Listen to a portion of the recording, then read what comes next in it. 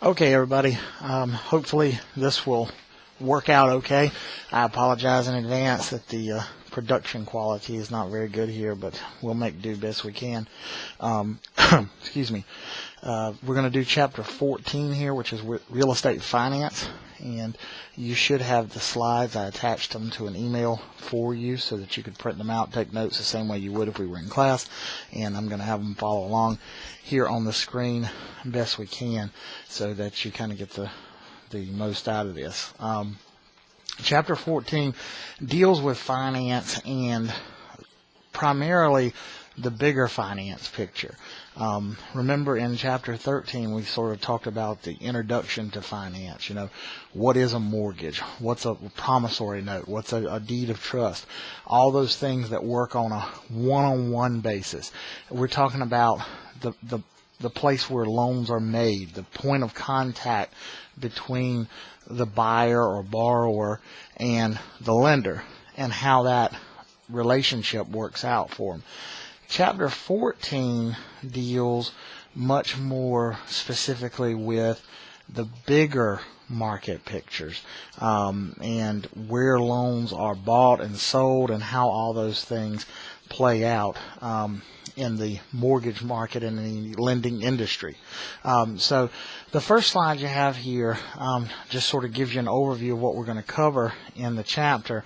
The first thing that they really talk about is the Federal Reserve System and how that Federal Reserve System works. You're not going to be tested a lot on this. Just understand that the main reason we have something called a Federal Reserve is so that we can maintain a normal and even flow of money. The idea here is that we want money to be easily transported, easily available for borrowing purposes, well regulated, and all that sort of thing. And you hear about the Federal Reserve a lot when you watch the news, and you hear about things like lending rates. The first thing you need to understand about the Federal Reserve System is they don't set things like mortgage rates. The Fed, or Federal Reserve, most people just refer to them as the Fed, the Federal Reserve actually sets something called the discount rate, and that is the rate that lenders or banks are able to borrow money from the federal government as long as they pay it back within a certain amount of time. And it's based on that rate that we get all of our other rates, things that like credit card interest rates and home loan interest rates and car loan interest rates. Everything sort of flows from there. So that's why we pay so much attention to what the Federal Reserve does. Now, excuse me. All that being said, really, we're not going to spend much time on the Federal Reserve. The things we want to talk about really start in something called the primary mortgage market. And the primary mortgage market is a place where lenders and borrowers come together in the mortgage industry. This is where you walk into Bank of America or SunTrust or any other bank, and you as a borrower take out a loan in order to purchase a home or refinance, but we'll focus on purchase because that's the most straightforward. It's where loans are originated. It's where loans are made. And this is on page 306 in your book. This is the old-fashioned methodology of finance. Lenders made their money from things like finance charges and interest payments. That meant they were in it for the long haul. If you make your money in the primary mortgage market, then you make your money from people paying over a long period of time. Now, currently, we have sort of moved a little bit away from that idea that a lender would take a loan and hold it for, say, 30 years and make all their money. So they've invented other ways to sort of increase their ability in the primary market to make money. One of those would be something called a loan servicing fee, which we're going to talk about here in a second as well. But the main thing, big topic here for you, and the main point from this screen is to understand the difference between the primary market and the secondary market.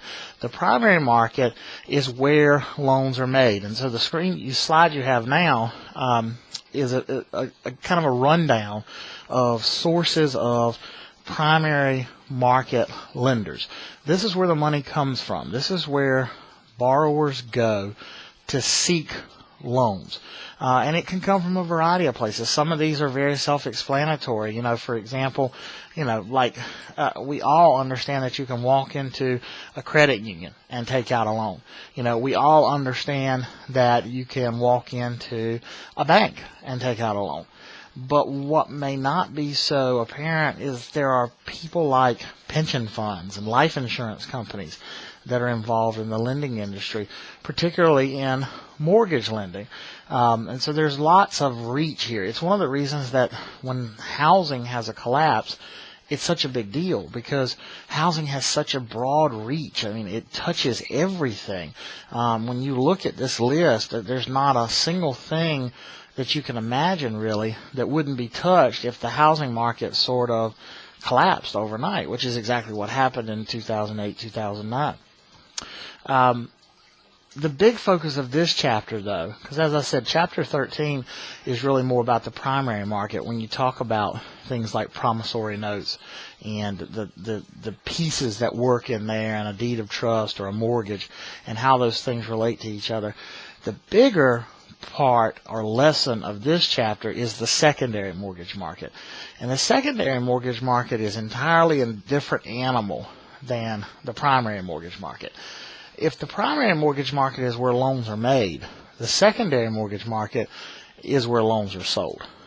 So loans are going to be bought and sold on the secondary mortgage market.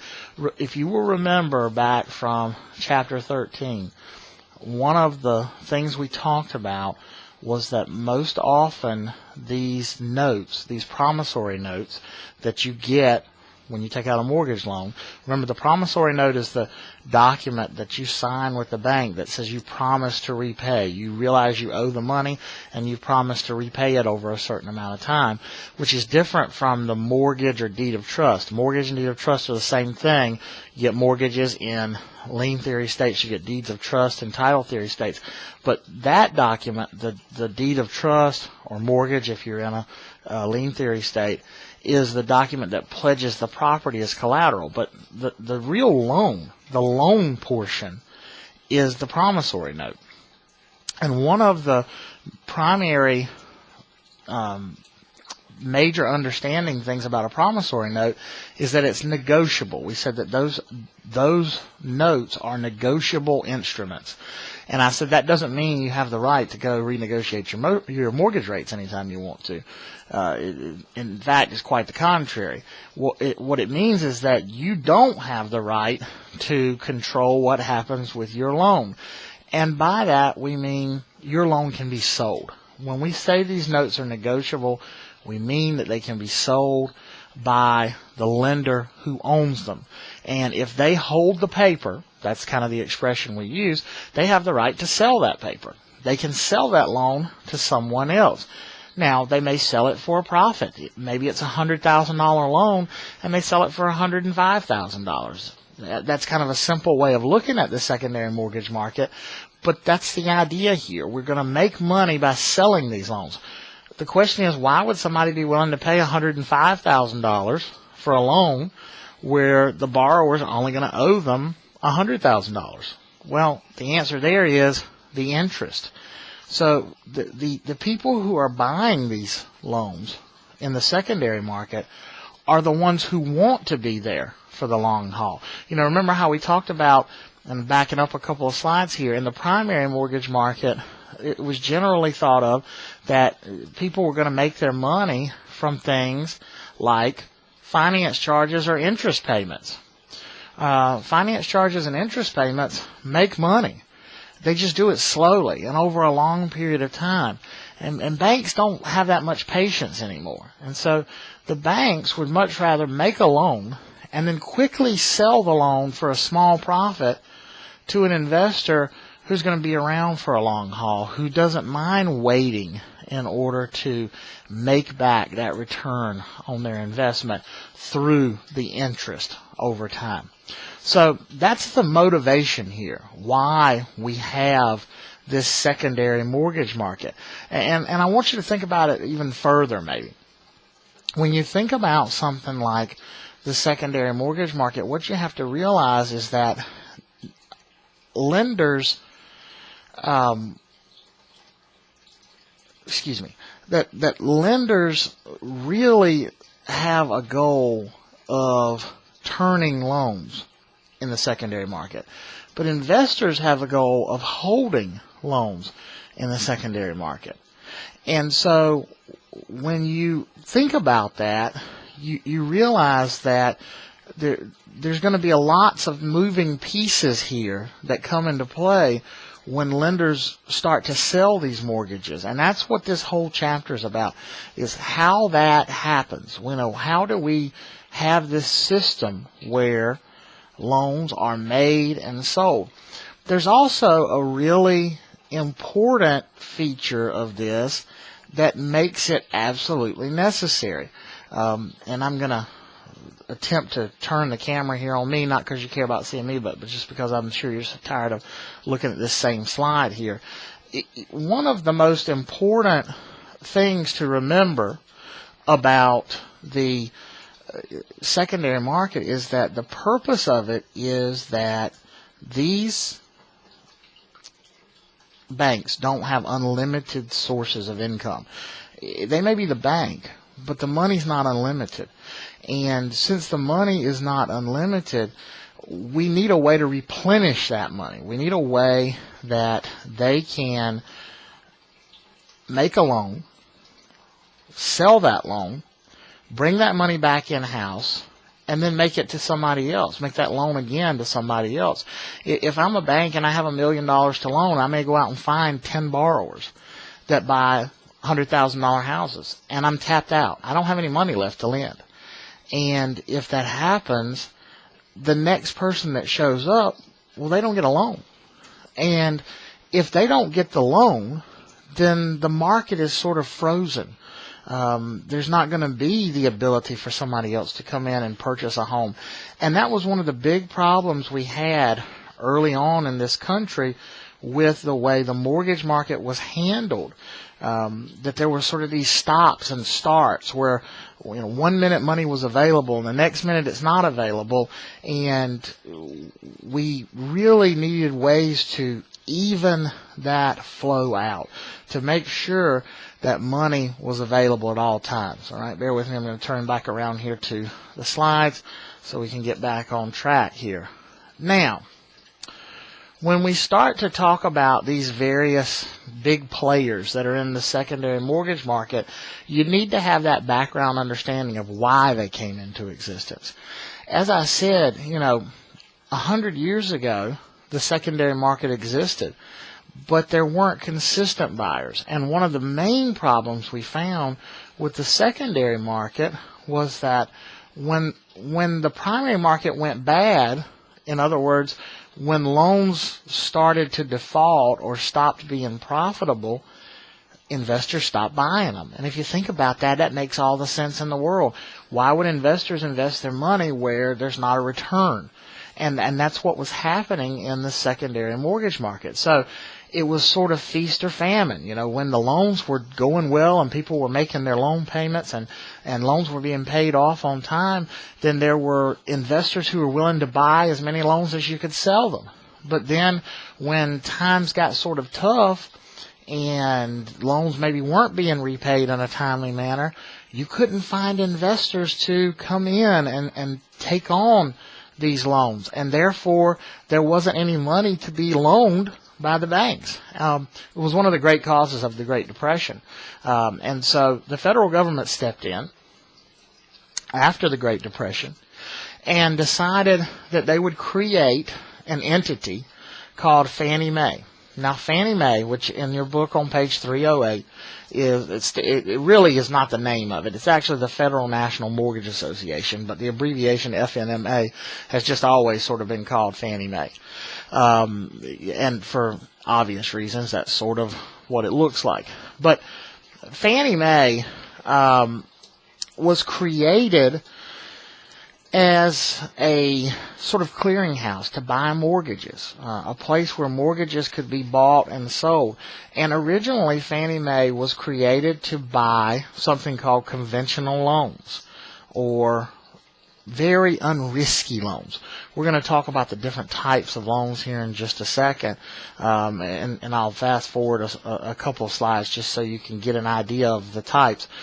Conventional loans are those that are the least risky in most cases. And then we have something called FHA insured loans and VA guaranteed loans and rural development loans. Those last three categories are all government-backed loans. And we'll talk about why they're government-backed and what that means. But conventional loans are the least risky. So back up to Fannie Mae. Fannie Mae was originally created by the federal government in order to buy these conventional or not risky loans. And the key here is that Fannie Mae is a private company. It was created by the federal government, but it was a private company.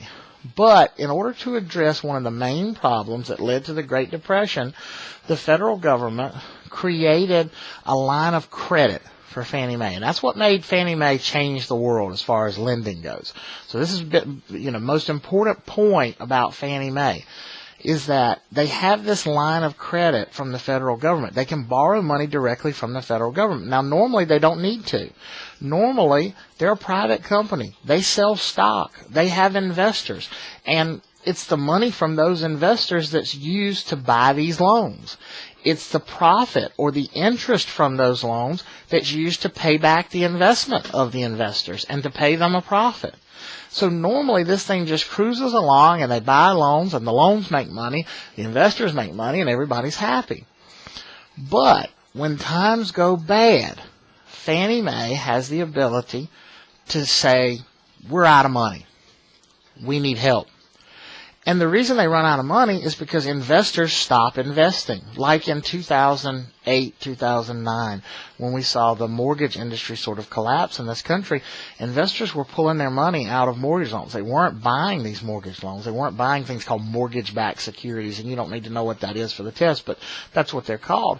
And when the investors stop investing, that means Fannie Mae has to stop buying unless they can get money from somewhere else.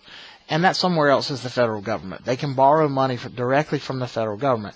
So that means even though they're a private company, they're definitely related to the federal government. They're what's called a government-sponsored enterprise.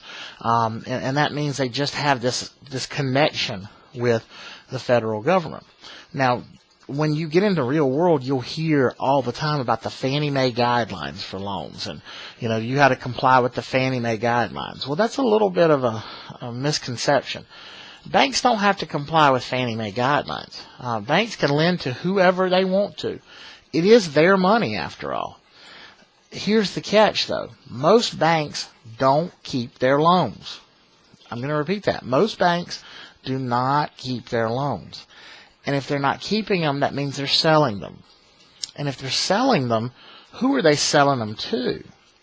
And the answer to that question is almost always Fannie Mae.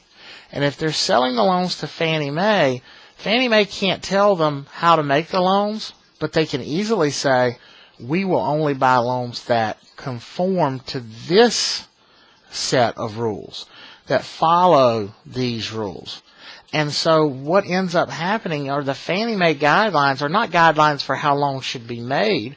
They're guidelines for the type of loans they will buy.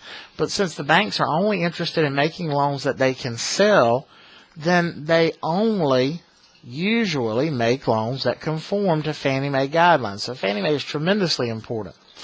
Now, as time went on, Fannie Mae worked very well, but the federal government saw another opportunity or another problem, depending on how you want to look at it.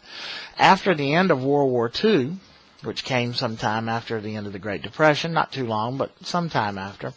During World War II, or after World War II, the federal government passed a series of legislation that was designed to give veterans access to education and health care and housing. They created the VA loan, which we're going to talk about in just a minute. But one of the problems was that VA loans were considered real risky.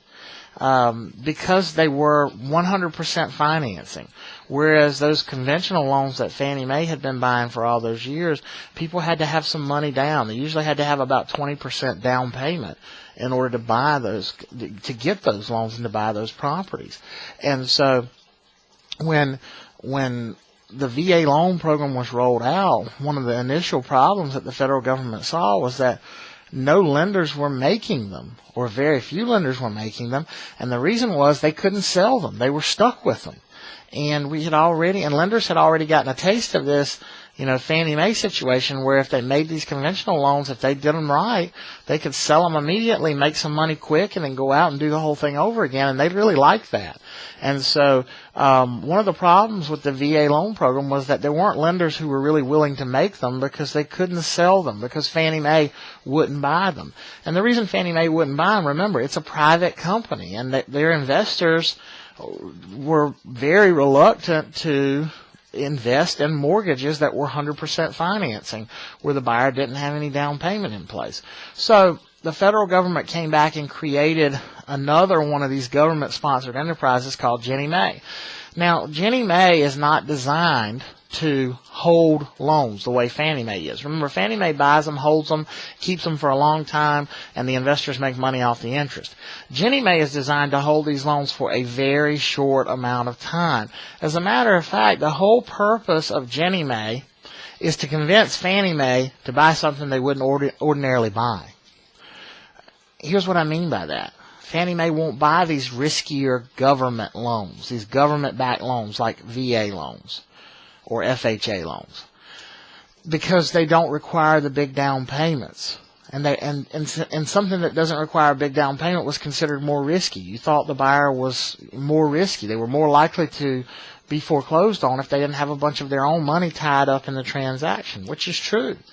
And so Fannie Mae wouldn't buy them. Here was Ginnie Mae's purpose. Buy the risky loans and guarantee them. Put a guarantee on it. And if you guarantee it from the federal government, then Fannie Mae and Fannie Mae's investors would feel a lot better about buying those loans. So Ginnie Mae just repackages the loans. Ginnie Mae buys riskier government loans, gets a guarantee stamped on them by the federal government, and then resells them to Fannie Mae. So it's just a way for Fannie Mae to be able to buy riskier mortgages without Fannie Mae's investors taking the risk. All right? And then the last of those three up here is the one that means the least in today's world, is Freddie Mac. Freddie Mac was created specifically because the credit unions sort of felt left out. There was nobody to buy loans that were made by credit unions and savings and loans. And so Freddie Mac was created to do that. Freddie Mac has largely been dissolved as a result of the financial crisis, because the loans that were hit the hardest during the financial crisis were those that were from banks and credit unions. But if you understand Fannie Mae and Ginnie Mae, then you're in good shape on that. Just remember, Fannie Mae is the big 900-pound gorilla. That's where all the loans end up eventually. They all end up in the hands of Fannie Mae at one point or another in most cases. Obviously, we've talked about the recent financial crisis and some of the causes of it. We talked about that pick-a-payment loan last week, and that's something that you don't need to focus on for the test, but understand that some of these systems failed, and that's the reason we had such a financial crisis. This is very important, though, to learn the different types of mortgage loans and understand the differences between them. The first of those is the conventional loan. Conventional loans are those that are simply not backed by a government agency. These are loans made by banks. These are loans owned by banks. These are loans that don't have guarantees from the government. Now, eventually they may be sold to somebody like Ginnie Mae, or Fannie Mae rather, Fannie Mae rather than Ginnie Mae. Eventually they may be sold to Fannie Mae. But in the beginning, these are just loans that are made by banks to consumers, usually consumers with good credit history, usually consumers that are putting down a substantial amount of money. It's not required, but usually. The big key here is they're not backed by any government agency. That means if the loan defaults, then it's the responsibility of whoever is holding that loan at that point in time. Whatever lender has that loan on their books, that's a loss they take because there's no backup, there's no warranty, there's no guarantee. Whereas on some of these government loans, we're going to talk about the guarantees exist for the lender. But with conventional, there is no backup, no guarantee. This is a big point here. They have the lowest loan-to-value ratio almost always. Usually, and again, we've talked about loan-to-value ratio. The opposite side of loan-to-value ratio is equity or down payment. Well, usually if someone's getting an 80% loan-to-value loan, that means they're putting down a 20% down payment. That they'll have about 20% equity when they purchase the property. Remember, equity is just the difference between what the property's valued at and what you owe at any given time. So conventional loans usually have the lowest of all the loans as far as their loan-to-value ratio. That means normally, in most cases, with a conventional loan, you're not going to see loan-to-value ratios that are much above, sort of 80%. And I'll do a little crude drawing here just to give you an idea of what I mean. When I say that you're not going to see loan-to-value ratios of more than 80%, you sort of think of this cylinder that I'm about to show you as the normal loan. Well, if that's your loan, then the lower portion of that represents the amount the lender would be, or if that's the value of your property, then the lower portion of that represents the amount the lender would be willing to lend. In other words, this might be 80% of the value of the property. And that's what 80% loan to value really means. This might be 80% of the value of the property. Now, you also have to keep in mind that it could go above that. We could have conventional loans where we have greater than 80% loan to value. That doesn't mean they're not conventional. It just means it's a little bit more unusual. And that's where something like private mortgage insurance comes into play. Private mortgage insurance is insurance on mortgages that have greater than 80% loan to value. So again, if you go back to our little drawing here and you think about our 80% loan to value ratio here, try to show you, there you go, that's better. If you think about that 80% loan to value, the reason that the lender is willing to issue that loan without insurance is because you, as the borrower, have sort of put down this amount of money up here at the top, that top 20%. It gives them a cushion that they don't have to worry. If they have to foreclose on that property, they think there's no way that they could lose more than this amount. And they don't care about this amount because that's your money as the consumer, as the borrower. But we could have a situation where we have, a borrower that comes in a conventional loan and maybe they go up to 90% LTV on the same property. Well, if a borrower goes up to 90% loan to value on that same property, now the cushion is much smaller. When the cushion gets smaller, and remember, key here with conventional loans, they're not backed up by any government agency, so the lender's taking all the risk. When that cushion gets smaller, the lender gets more concerned because there's a bigger risk for them. And risk for lenders is like kryptonite for Superman. It's what they have nightmares about. It's what they're deathly afraid of. They don't like risk. It's one of the reasons they look at credit scores, and they want to make sure that you have good credit and that you've repaid the loans you've taken out in the past. So as that cushion gets smaller, lenders might require something called private mortgage insurance. Okay? Private mortgage insurance is insurance for your mortgage. I know that sounds like it's earth-shattering based on the name, but that's exactly what it is. It's insurance on your mortgage. Well, insurance is something you buy in case things go bad, in case the crap hits the fan. I don't buy car insurance because I like it. I buy car insurance because I may wreck my car. I don't buy homeowners insurance because I think it's a good idea. I buy homeowners insurance because my house might burn down. I don't buy mortgage insurance because I think I'm going to make my mortgage payments. I buy mortgage insurance in case I don't make my mortgage payments. The difference here is that in the other two cases, I buy the insurance and it benefits me. In this case, I'm forced to buy the insurance and it benefits my lender.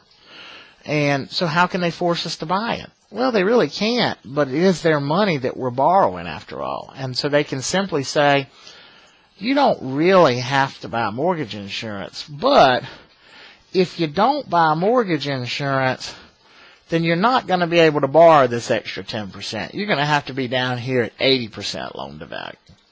Well, if I don't have that extra 10%, if I need to borrow that, then I don't have a choice about buying the mortgage insurance, because that's their rules and it's their money, and I have to play by those rules. Now, one of the common misconceptions about mortgage insurance is people tend to think, well, the whole mortgage is insured, right?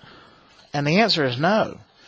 The whole mortgage is not insured because if you remember, up to this point, I wasn't even required. Up to 80% loan to value, I wasn't even required to have the mortgage insurance. The mortgage insurance only kicked in when I went up to this 90% loan to value. And that could go to 95%. Heck, it could go to 100%, presumably. The mortgage insurance gets kicked in right here when we cross that line at 80% loan to value. And that means that the only thing the mortgage insurance covers is any amount above 80% loan to value that we borrow. This amount down here remains uninsured because that's the amount that the lender would have been willing to loan on that property without insurance at all. And so that amount will never be insured. It's only going to be the portion above 80% loan to value that gets insured. Now, on page 311 in your book, it talks about the difference between conforming and non-conforming loans.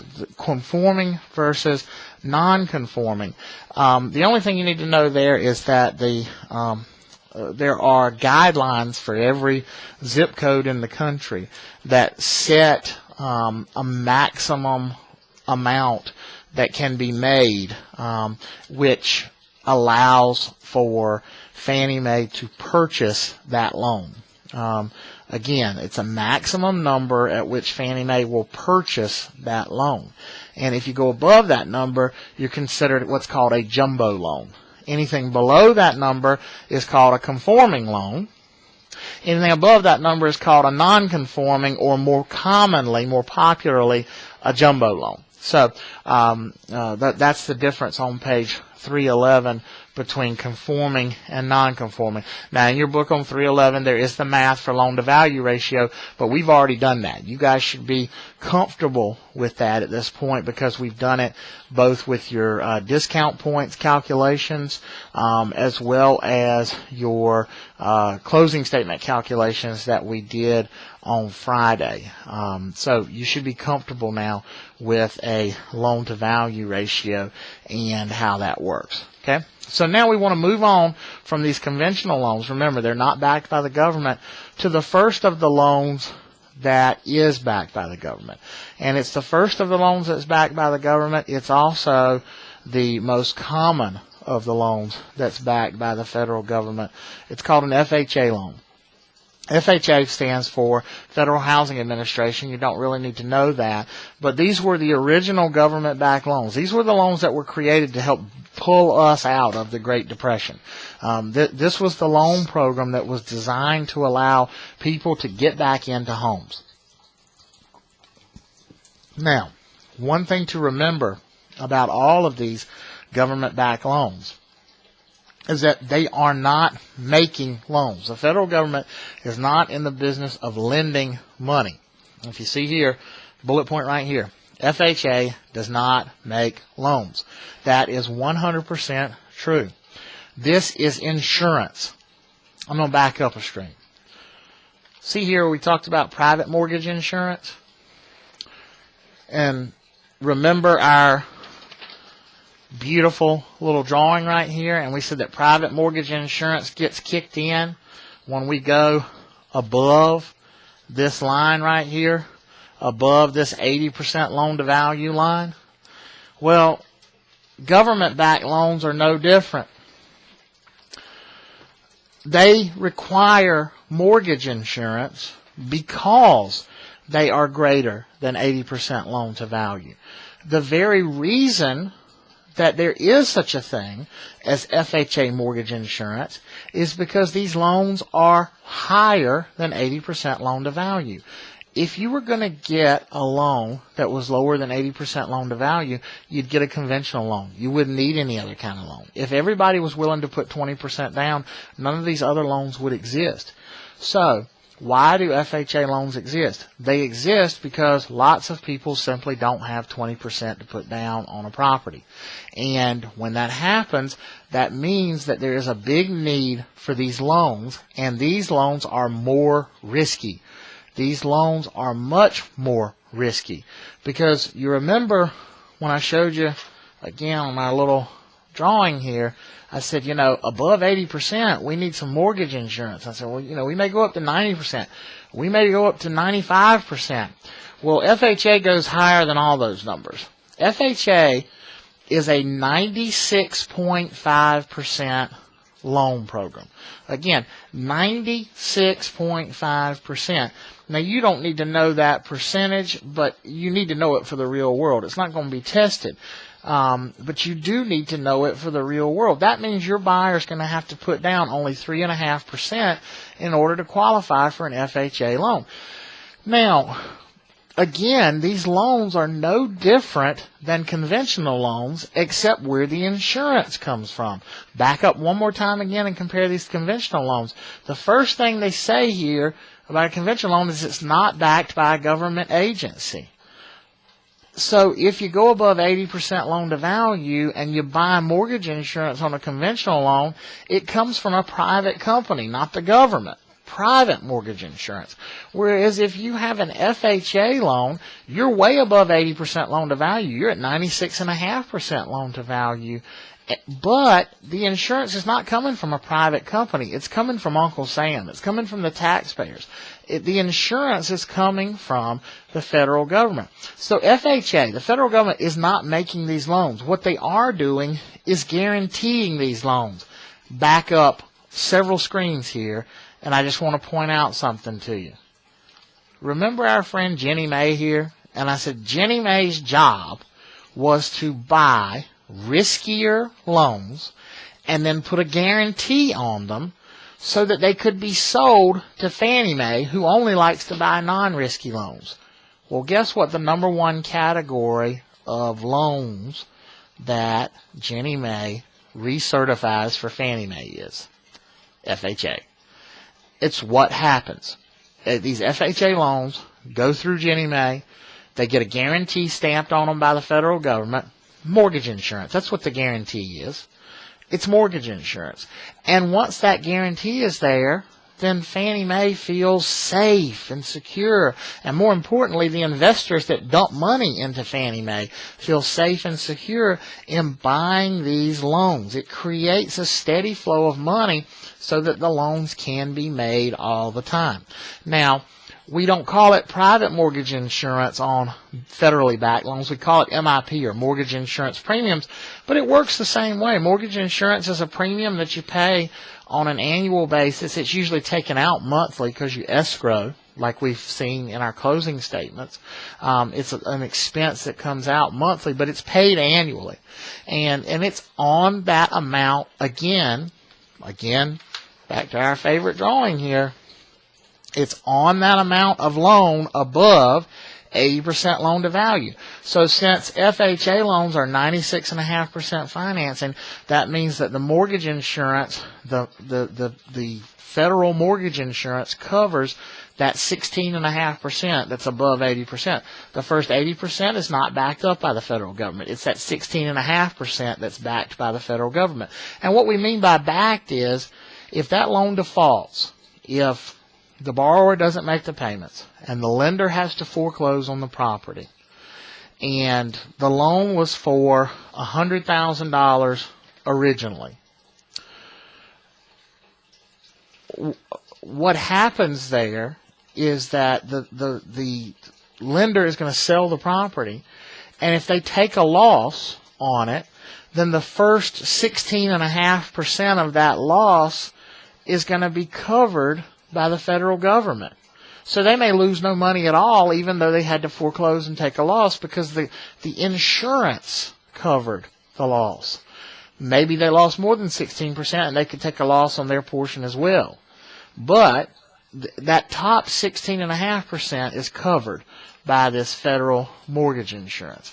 Now, some of the rules that go along with FHA loans, you have to use an FHA approved appraiser. Most appraisers are FHA approved because most loans, quite honestly, right now are FHA loans. Most buyers do not qualify for conventional loans at this point in time for one of several reasons. Conventional loans usually have higher credit score requirements. Because they're not going to be backed by, they're not going to be backed up. You're really depending on the borrower to repay them. So they have a little bit higher credit score requirements.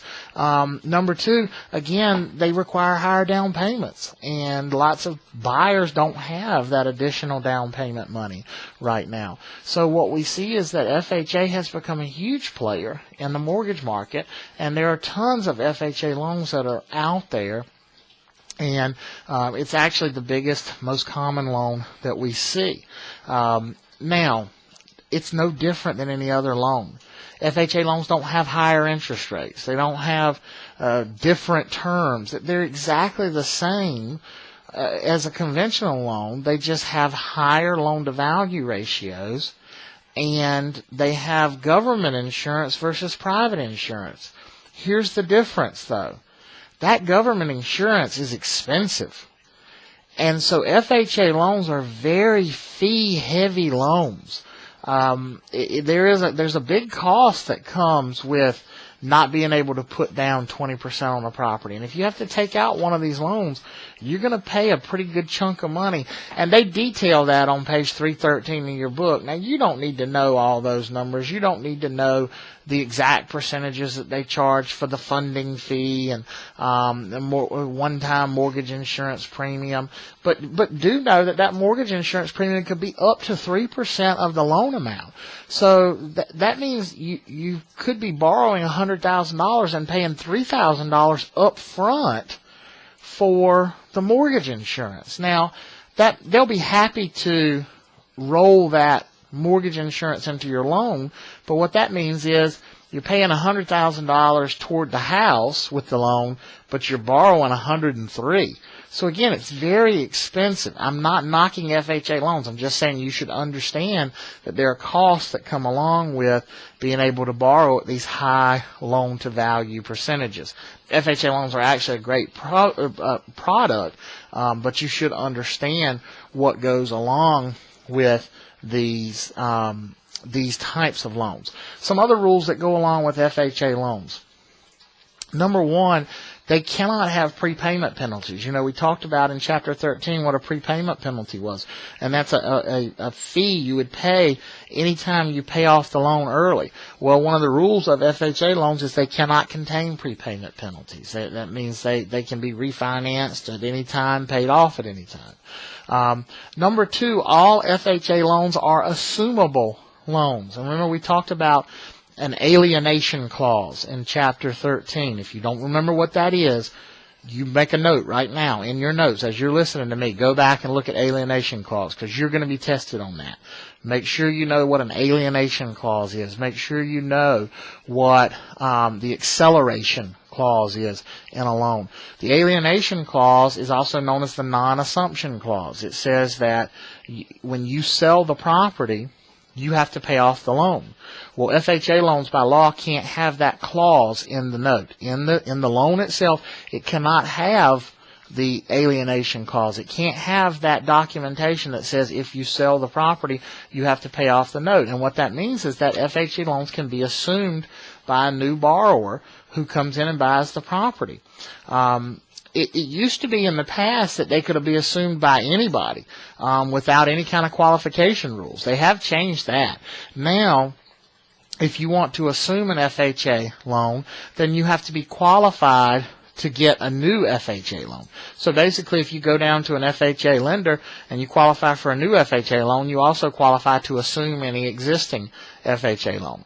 Well, right now it doesn't make sense to assume because interest rates are as low as they've ever been. Maybe they've crept up just a hair over the last year and a half or so, but not enough for it to matter in the grand scheme of things. But there are a lot of FHA loans out there right now at 4% or 4.25%. If in 3 or 4 years we're sitting at 6 or 7% interest, it's going to make all the sense in the world for people to assume these loans, and so that may become much more popular as we move along. One key thing to remember is that FHA does not set interest rates. They're set by the lenders themselves, just like any other loan.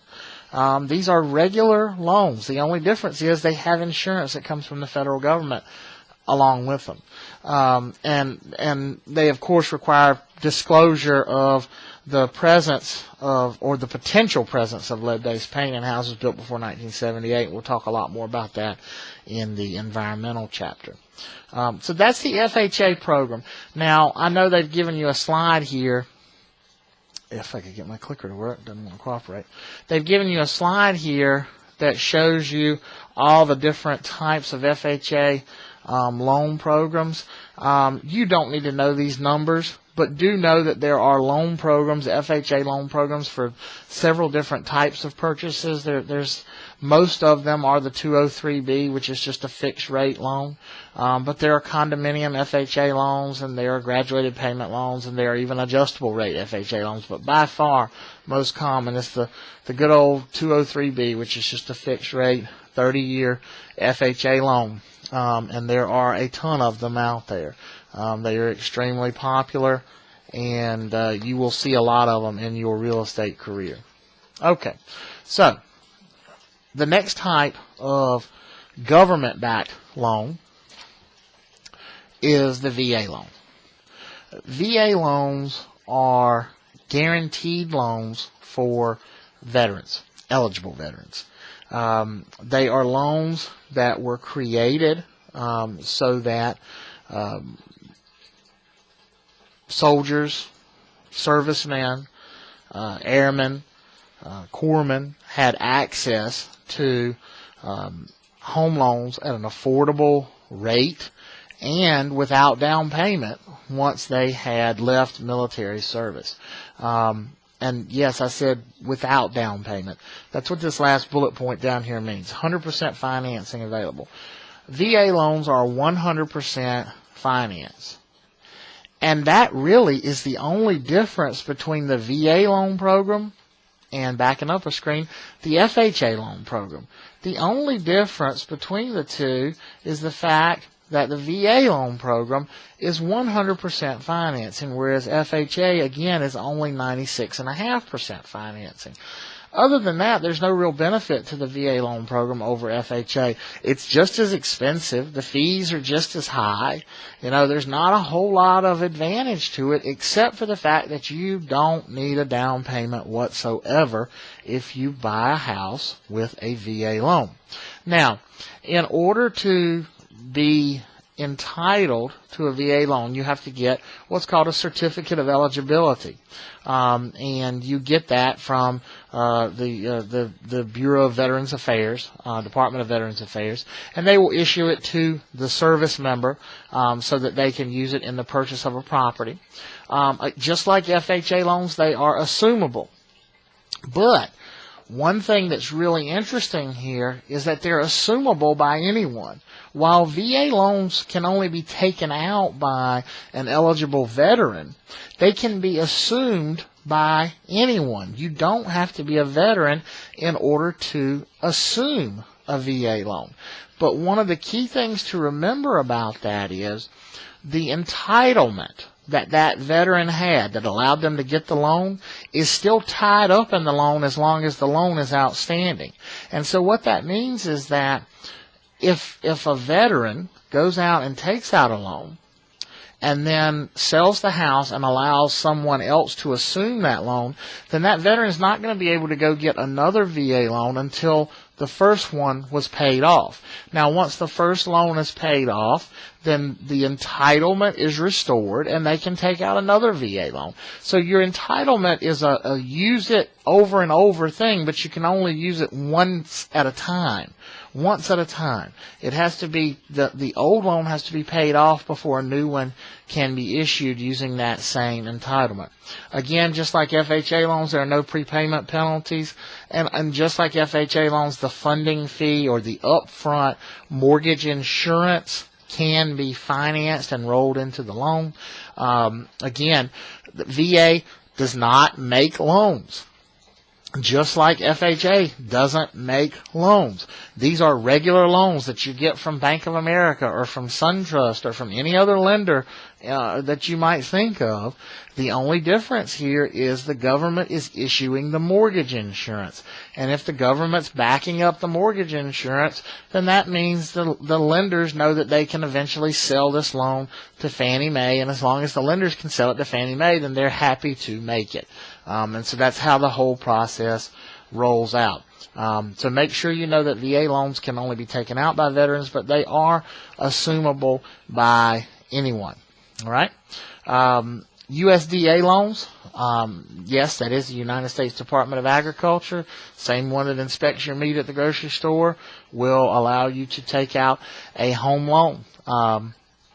They are limited loans in that they're not available everywhere. They're only available for low to moderate income families and only in rural areas. There are maps that you can consult. You can go to www.usda.gov and there's an address tool in there that you can punch in an address and see if a property is eligible for a USDA loan. And it's based strictly on address. It has nothing to do with the borrower themselves. If the property is in an eligible area, then you can check the borrower to see if they're eligible. If the property is not located in an eligible area, then I'm sorry, you can't get a USDA loan. The advantage here, again, is that they are 100% financing, which is not available with FHA. Otherwise, you wouldn't jump through all these hoops. If it didn't offer that advantage, you wouldn't jump through all these hoops. You'd just do FHA, you know. And if you could do conventional up to 96.5% in most cases, you wouldn't bother with FHA. You'd just all be conventional. But we have created all these different types of loans to fit the needs of the public. So I'm going to back up and go through them just one more time here. Conventional loans are those that are not backed by the government. These are the ones to the least risky borrowers. These are people that don't have a problem repaying their debts in most cases. They have good credit scores. They have cash to put down on the property. That's what that low loan-to-value ratio is all about. And if they do borrow more than 80% loan-to-value, then they get insurance from a private company on that mortgage to help back up that loan. But for people that want to really push the loan-to-value boundaries and don't want to, put down 5% or 10% on the property, they can go to the FHA loan where they only have to put down 3.5%. But once you go to that point, no private mortgage insurer is going to be able to handle your case. And so in that case, we're going to need government mortgage insurance. And that's where the FHA loan program comes in, because it's just a government insurance program on these loans because they are high loan-to-value loans. Same thing is true of the VA loans. Again, VA's not making the loans. They are just insuring them. The government is stamping that insurance policy on them to make sure the lenders aren't taking such a big risk, which means the lenders are willing to buy the loans, which makes them easier to sell, which is the goal, because that's the goal, to get them sold so that they can make another loan. And same thing is true of the USDA loan. It's 100% finance. That's what makes it attractive to buyers. Again, if you're a veteran, the USDA loan holds no value to you because you could do 100% finance with a VA loan. But if you're not a veteran, this might be your only option to do 100% finance in a lot of cases. So those are the different types of government-backed loans and the conventional loans.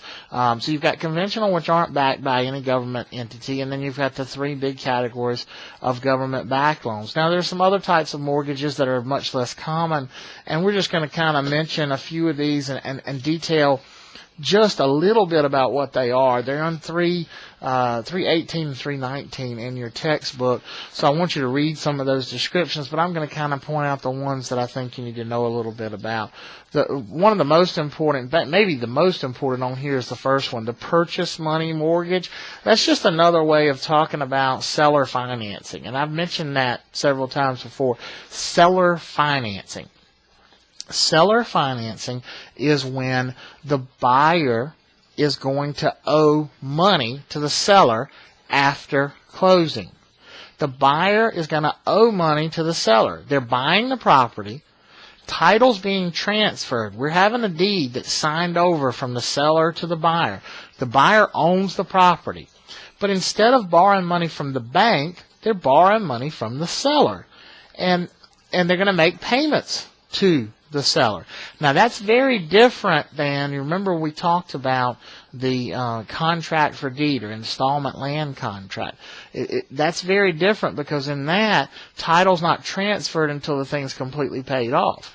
But in a purchase money mortgage or seller finance, title is transferred as soon as we close. And that money really is a loan. If the borrower defaults on the loan, then the seller has to go through the foreclosure process just like any other lender would.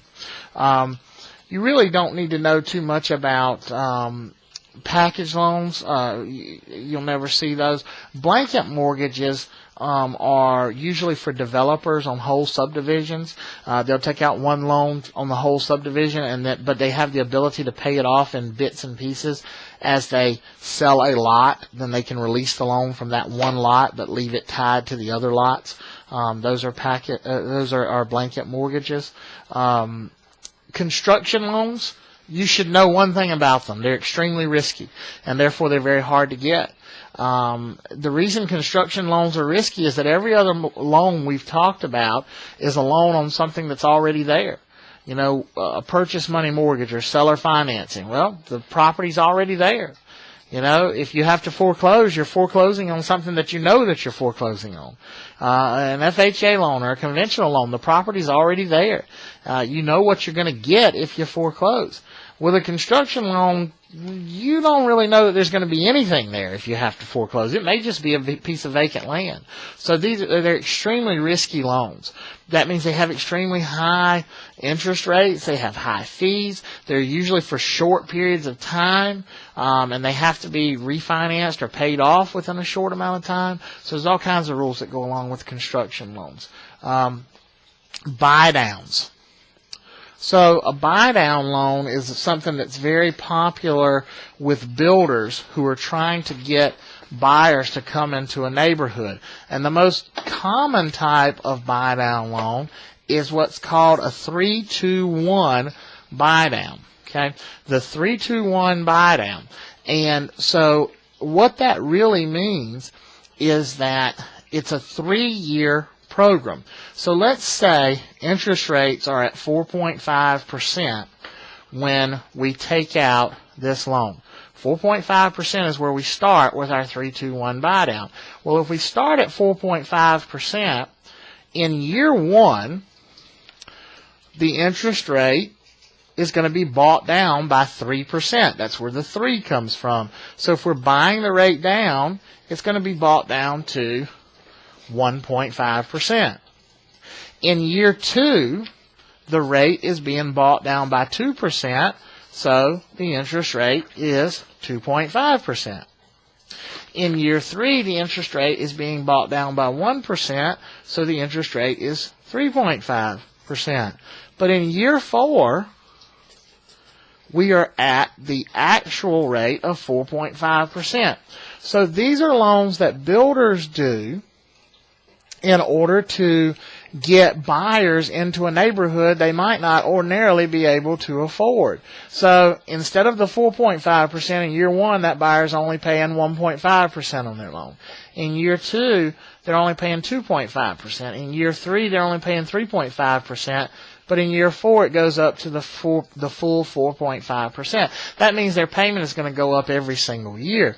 That's different than discount points. Same idea. But remember, with discount points, you're paying to lower the rate for the full 30 years of the loan.